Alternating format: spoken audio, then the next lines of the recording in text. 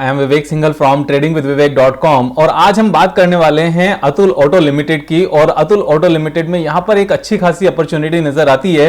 वो अपॉर्चुनिटी क्या है मैं आपको बताऊंगा। यहां पर बेसिकली मुझे ये 5 टाइम्स 6 टाइम्स 10 टाइम्स भी नजर आता है अगले 5-6 सालों में। लेकिन टेक्निकली भी देखेंगे, बिजनेस भी देखेंगे और इसके फाइनेंशियल्स भी चेक करेंगे। लेकिन आगे बढ़ने से पहले मैं ये 2 चीजें कहूंगा। एक तो अगर सब्सक्राइब नहीं किया चैनल को तो सब्सक्राइब कर लेना। दूसरा, ये मेरी कोई भी रिकमेंडेशन नहीं है, ये एक एजुकेशनल वीडियो है। मैं इस वीडियो में आपको सिखाने की कोशिश कर रहा हूं कि किस तरीके से हमें मल्टीबैगर को सर्च करना चाहिए, वो कौन से पैरामीटर्स हैं, वो कौन सी इंफॉर्मेशन हैं जिसके बेस पर हमें पता चलेगा कि मल्टीबैगर होगा या नहीं होगा। और यहां पर उन चीजों के लिए मल्टीबैगर पहचानने के लिए तीनों चीजों को ध्यान में रखना जरूरी होता है। एक हमें बिजनेस देखना चाहिए, एक हमें फाइनेंशियल्स देखना चाहिए, तीसरा टेक्निकल चार्ट भी उतना ही इंपॉर्टेंट होता है। तो टेक्निकल चार्ट भी उतना ही इंपॉर्टेंट है। तो बिजनेस की अगर बात करें, कंपनी की वेबसाइट पर एक बार जाते हैं। कंपनी की वेबसाइट पर जाकर हमें पता चलेगा कि बिजनेस क्या है। बिजनेस है इसका 3 व्हीलर का, और 3 व्हीलर में सिर्फ और सिर्फ जो पैसेंजर 3 व्हीलर होते हैं वही नहीं आते, उसके साथ में जो कार्गो 3 व्हीलर्स आते हैं वो भी आते हैं, जिस तरीके से ये है।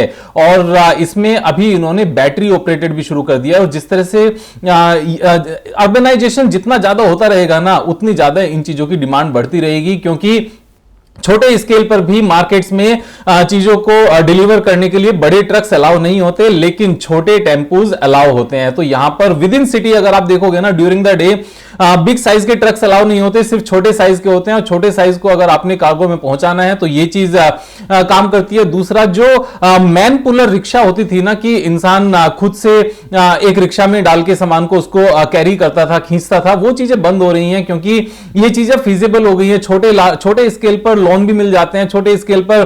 फिर लोगों की यहां पर पर कैपिटा इनकम इंक्रीज होने से थोड़ी सी स्पेंडिंग पावर भी अच्छी हो गई है। बाकी कंपनीज भी सपोर्ट करती हैं कि आप ले लो, थोड़े से पैसे दो, बाद में कमा के आप देते रहना। तो यहां पर इन चीजों से हेल्प मिलती है। और इन्होंने सभी वेरिएंट्स निकाले हुए हैं basically, Atul cargo, Atul passenger, and इन्होंने यहां पर सबसे अच्छी बात क्या है कि इन्होंने बैटरी ऑपरेटेड भी निकाल दिए, जैसे E light E rickshaw, sorry elite E rickshaw. So यहां पर और अतुल शक्ति कार्गो डीजल। तो सारे ही ऑप्शंस हैं यहां पर। पेट्रोल के भी ऑप्शंस हैं, सीएनजी के भी ऑप्शन हैं, और यहां पर डीजल के भी ऑप्शन हैं, और यहां पर इनके बैटरी ऑपरेटेड यानी कि ई रिक्शा के भी ऑप्शन हैं। तो ये जब सारे ऑप्शंस हैं ना, तो बिजनेस तो ये अच्छा है। अर्बनाइजेशन जैसे जैसे बढ़ता रहेगा वैसे वैसे विद इन सिटी ट्रक्स की मूवमेंट पे बैन लगेगा। और यहां पर ये चीज इंपॉर्टेंट हो जाएगी कि छोटे साइज के जो कार्गो को मूव करने के लिए साधन हैं, जो ट्रांसपोर्ट के सिस्टम हैं, उनको ज्यादा यहां पर हेल्प मिलेगी और इनकी डिमांड बढ़ेगी। अब यहां पर बात करते हैं बिजनेस की, फाइनेंशियल्स की। अगर फाइनेंशियल्स की बात करें तो कंपनी एक डेट फ्री कंपनी है। अमेजिंग पॉइंट ये हमारा आ जाता है। प्रोमोटर्स के पास यहां पर मेजोरिटी शेयर होल्डिंग्स हैं, वो भी एक अच्छी बात है। Return on capital employed is 24%। 24% एक ऑटो कंपनी की रिटर्न ऑन कैपिटल एम्प्लॉयड होना, ये एक बहुत अच्छी बात है। और यहां पर इससे ज्यादा इंपॉर्टेंट पॉइंट क्या है कि ये जो 24% की रिटर्न ऑन कैपिटल एम्प्लॉयड है, ये पिछले 4 क्वार्टर्स जो बिल्कुल बेकार गए हैं। क्योंकि इस टाइम पर हमें ये चीज समझने की जरूरत है कि इस टाइम पर बाकी सारी चीजें चली हैं, लेकिन ऑटोज की एज सच परचेज करने की डिमांड नहीं आई होगी। क्योंकि जितने हैं उतने ही बहुत हैं, बस उन्हीं से काम चल रहा है। और जब भी ये अभी वैक्सीनेशन सबको लगते जा रहे हैं, कोरोना धीरे धीरे कम हो रहा है, वापस से सारी चीजें खुलेंगी, तो इनकी डिमांड बहुत ज्यादा स्पीड से फिर से बढ़ेगी, वापस से सीधी सीधी ग्रो करेगी। तो जो पिछले अगर हम देखें 3 क्वार्टर्स में, 4 क्वार्टर्स में इन्होंने कुछ नहीं कमाया एज सच, वो सारी की सारी चीजें वापस से आनी शुरू होंगी। और इन चीजों के बावजूद भी यहां पर ये they have managed to close the quarter at par. Last 2 quarter, September and December, March quarter के रिजल्ट्स अभी आने हैं। तो ये एक अमेजिंग अच्छी परफॉर्मेंस है आई वुड से। तो यहां पर उससे पहले लगातार क्या हो रहा था, लगातार इनकी परफॉर्मेंस बढ़ रही थी, इनका नेट प्रॉफिट भी बढ़ रहा था। अगर हम प्रॉफिट एंड लॉस स्टेटमेंट पे बात करें जो ईयरली बेस पर होता है, then the sales were ever growing 117, 120, 202, 299, 364, 430, 493, 531, 475. There was downside in 2017, क्योंकि यहां पर सभी ऑटो कंपनीज में डाउन साइड आई थी, और उसके बाद में 2018 में फिर से इन्होंने जंप किया 556 जो लार्जेस्ट एवर था, देन 667, उसके बाद में हमें रीजंस पता है कि ये डाउन साइड होने के रीजन क्या हैं, एंड उसके बाद में अगर नेट प्रॉफिट की बात करें तो नेट प्रॉफिट जीरो से स्टार्ट होते होते यहां पर 53 करोड़ तक पहुंचा और लगातार ग्रो किया। अगर बैलेंस शीट की बात करें, they have never had borrowing in their books, अभी इन्होंने थोड़ी सी बोरोइंग है 16 करोड़ की, which is okay in comparison of 286 crore. और रिजर्व की अगर बात करें 24 करोड़ से इंक्रीज होते होते 292 करोड़ तक पहुंचे हैं।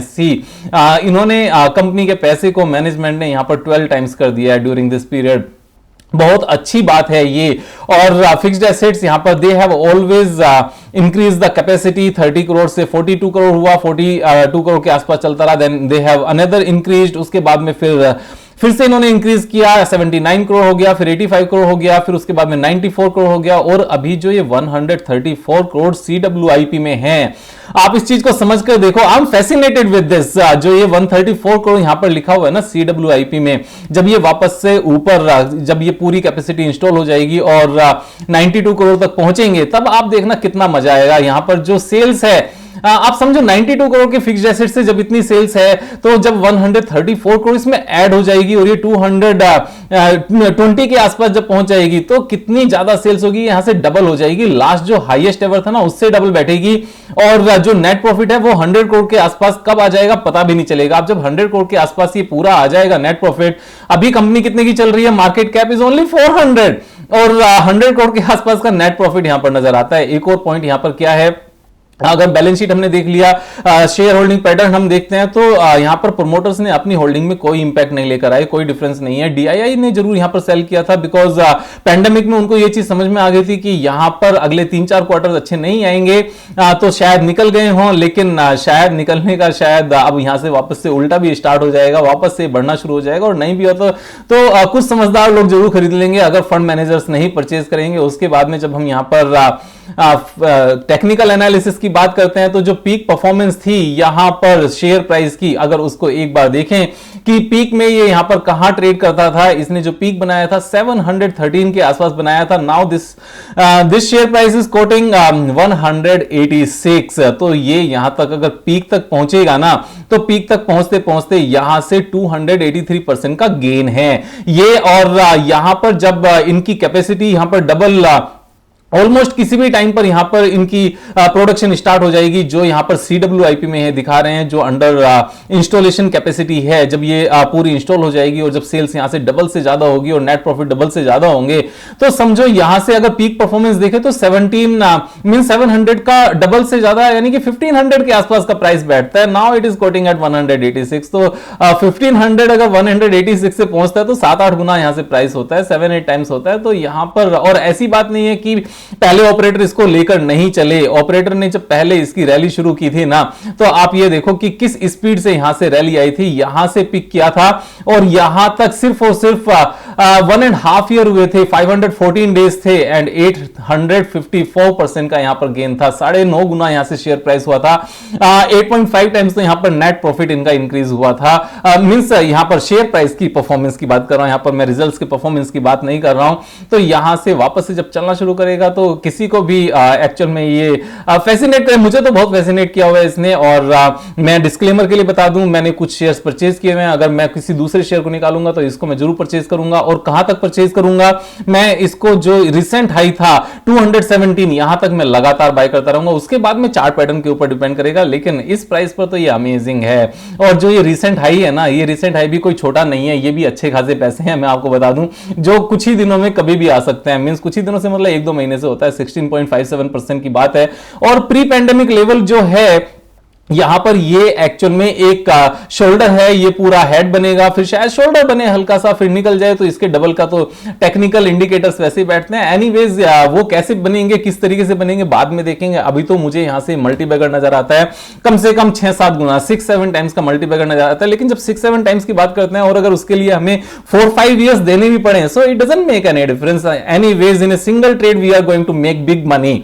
और बार बार स्टॉक फाइंड आउट करने की जरूरत नहीं होती, बार बार चीजों को स्टडी करने की जरूरत नहीं होती। अपने ट्रेडिंग प्लान के अकॉर्डिंग, जैसे मैं 3 to 4% एक स्टॉक में लगाता हूं, सो जब कभी बहुत ज्यादा अपॉर्चुनिटीज होती है तो उसको 2% कर देता हूं एक स्टॉक में। जब अपॉर्चुनिटीज कम होती हैं, बिग साइज कंपनीज अवेलेबल होती हैं, तो बिग साइज में 4% 5% तक ले जाता हूं। और अगर अपॉर्चुनिटीज बहुत ज्यादा हैं तो नंबर ये और भी ज्यादा इंक्रीज हो जाता है। तो ये डिपेंड करता है, इसके लिए मैंने अलग से एक पहले वीडियो बनाई थी।